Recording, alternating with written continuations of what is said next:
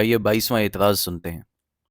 सवाल नंबर 22 सूरह बकरा की आयत नंबर 102 है कि हमने दो फरिश्तों हारूत और मारूत के जरिए जादू का इल्म इंसानों तक उतारा। अल्लाह ताला दो फरिश्तों के जरिए खुद जादू का इल्म इंसानों तक उतारता है और फिर जादू को शैतानी इल्म करार दे देता है। ये तसाद क्यों?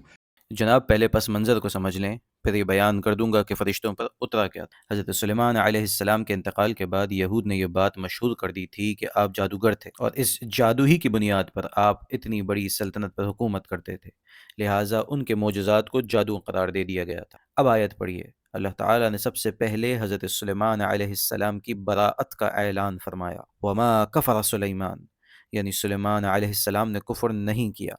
वलाकिन्न शयातीन कफरू युअल्लिमून अन्नास अस्सिहर, बल्कि कुफ्र तो शयातीन ने किया था कि ये शयातीन लोगों को सिहर यानी कि जादू सिखाते थे। अब अल्लाह ताला ने दो वजूहात की बिना पर हारूत और मारूत को ज़मीन पर भेजा। नंबर एक, ये वाजे करने के लिए कि मोजज़ात और जादू में ज़मीन आसमान का फ़र्क है। वो फरिश्ते बताते थे कि देखो जादू ये है और इस तरह होता है।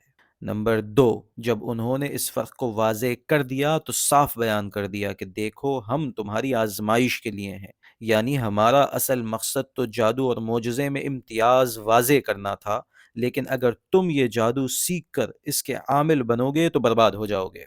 लिहाजा अल्लाह ताला ने उन पर जादू नाजिल नहीं किया था, बल्कि जादू और मोजज़ात में फ़र्क करने का इल्म नाजिल फरमाया था। अब कोई ये एतराज़ ना करे कि जादू तो कुफ्र है, फिर फरिश्तों ने इसे सिखाया क्यों? भाई, फरिश्तों पर जो नाजिल हुआ था वो तो इन दोनों में तमीज़ कैसे करनी है ये नाजिल हुआ था। अब अगर उन्होंने जादू सीख कर इस पर अमल शुरू कर दिया तो ये उनका कसूर था, और फरिश्तों ने तो वाज़े तौर पे बता दिया था कि हम तो हैं ही तुम्हारी आजमाइश के लिए। लिहाजा जनाब उवैस इकबाल साहब, अल्लाह ताला ने फरिश्तों के ऊपर जादू नाजिल नहीं किया था। आइए आखिरी एतराज़ सुनते हैं। सवाल नंबर 23 जो कि आखिरी सवाल है। सूरह आराफ की जो 8वीं आयत है वो ये है कि कयामत के दिन आमाल तोले जाएंगे, जिसका पलड़ा भारी होगा तो वो कामरान होगा। मैं आपके सामने अभी एक तस्वीर रखता हूं, ये देखिएगा कि 1545 कबल मसीह में इजिप्शियन बुक ऑफ डेड की ये तस्वीर होगी, जिसमें दो जैकल शेप्ड गॉड्स हैं मरने वाले। मिस्री का तराजू में उसका दिल और उसके आमाल तोल रहे हैं। तो बेसिकली आमाल तराजू के अंदर जो तोलने का तस्वुर है वो इस इजिप्शियन बुक ऑफ डेड से लिया गया है, जो बाद में यहूदियत ने कॉपी किया, फिर मसीहियत ने कॉपी किया और बाद में इस्लाम ने कॉपी किया। अगर नहीं तो इस हैरत अंगेज मुमासलत की वजह क्या है? और ये वो तस्वीर है ख़वातीन और हज़रात जो कि इजिप्शियन बुक ऑफ डेड के अंदर अब भी मौजूद है। और ये जो मिस्री मकबरे हैं वहां से देखी गई है, जिसमें आप देख सकते हैं कि एक तराजू है जिसमें एक दिल रखा है और जैकल शेप का जो गॉड है वो उसमें आमाल तोल रहा है। जनाब अवैस इकबाल, ऐसा ही क्यों माना जाए कि इस्लाम ने ईसाइयत से और ईसाइयत ने यहूदियत से और फिर इब्तिदाअन यहूदियत ने आमाल का तोला जाना the Egyptian book of the dead से ही कॉपी किया? ये भी तो मुमकिन है कि हज़रत इब्राहीम अलैहिस्सलाम जो इस किताब की तसनीफ़ से भी कई सौ साल पहले गुजर गए हैं, उनसे आमाल के तोले जाने का नज़रिया लिया गया हो। तो आपके पास आपके दावे की क्या दलील है? दूसरी बात, हज़रत इब्राहीम अलैहिस्सलाम, हज़रत मूसा अलैहिस्सलाम, हज़रत ईसा अलैहिस्सलाम और जनाब रसालत मआब सल्लल्लाहु अलैहि वसल्लम सब एक खुदा की तरफ बुलाने वाले थे। और इस किताब the Egyptian book of the dead में the weighing of the heart ceremony में दो खुदाओं की मौजूदगी में अमल किया जा रहा है, जबकि हज़रत आदम अलैहिस्सलाम से लेकर जनाब रसालत मआब सल्लल्लाहु अलैहि वसल्लम तक इस्लाम कंसिस्टेंट है, वो सब एक खुदा की तरफ बुलाते रहे।